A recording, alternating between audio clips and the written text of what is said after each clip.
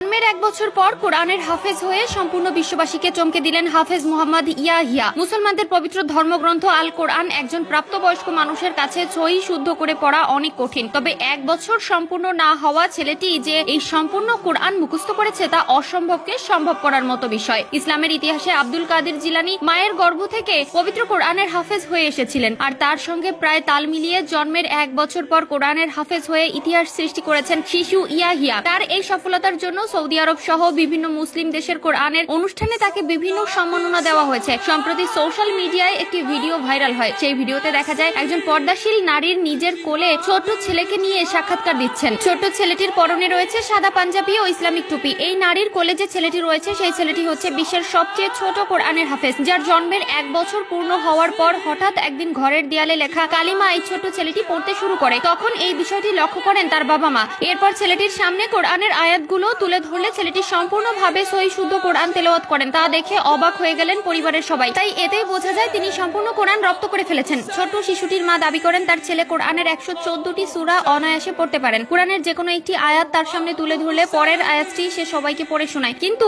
আজব করার বিষয় হলো তিনি তার ছেলেকে কোরআনের শিক্ষা দেননি। সকলে মনে করেন আল্লাহ তাদের মায়ার নজরে দেখেই এই উপহারটুকু দিয়েছেন। শিশু ইয়াহিয়ার মা বলেছেন, আমি গর্ভ অবস্থায় সবসময় কোরআন তেলাওয়াত করতাম এবং আল্লাহর কাছে চাইতাম আল্লাহ যেন আমাকে একটি নেককার সন্তান দান করেন। তিনি বলেছেন, আল্লাহ আমার দোয়া কবুল করেছেন, তাই এরকম একটি সন্তান আল্লাহ আমাকে দান করেছেন। আমি আল্লাহর কাছে লাখ লাখ শুকরিয়া আদায় করি। সবশেষে বিশ্ববাসীর উদ্দেশ্যে তিনি বলেন, নিজের সন্তানদের সঠিকভাবে আল্লাহর পথে চলার নির্দেশনা দিন। ইসলামিক যে নিয়ম ও বিধিবিধান রয়েছে সেগুলো মেনে চলার উপদেশ দিন। এরপর তিনি নিজের সন্তানের জন্য বিশ্ববাসীর কাছে দোয়া চেয়েছেন। চলুন এবার জেনে আসি আরো কয়েকজন হাফেজের কথা। বাংলাদেশের ফেনীতে মাত্র 4 মাস 25 দিনে কোরআন মুখস্থ করে তাক লাগিয়ে দিয়েছেন আব্দুল্লাহ বিন আফসারি নামের 9 বছর বয়সী এক শিক্ষার্থী। সবাই তাকে আলিফ নামে ডাকে। আলিফ ফেনীর দাগন ভুইয়া উপজেলার মাতফ ভুইয়া ইউনিয়নের একটি বিশিষ্ট মাদ্রাসার শিক্ষার্থী। কোনো অংশে ইসলামের দিক দিয়ে আমাদের দেশ পিছিয়ে নেই। অনেক ছোট্ট হাফেজরা বিশ্ব জয় করে ফিরেছেন বাংলাদেশে। তাদের মধ্যে একজন হলো হাফেজ মুশফিকুর রহমান। এবার কাতারের এক টিভি চ্যানেলে আন্তর্জাতিক পবিত্র কোরআন প্রতিযোগিতায় প্রথম স্থান অর্জন করে বিশ্ব জয় করলেন কক্সবাজারের হাফেজ মুশফিকুর রহমান, যার ফলে পবিত্র কোরআনের মাধ্যমে বিশ্ব দরবারে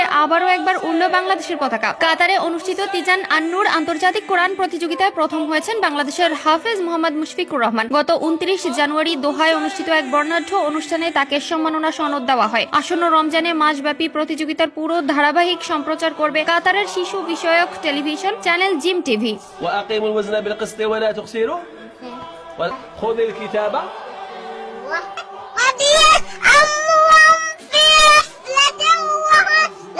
رحمة ربك عبده إذ نادى ربه نداء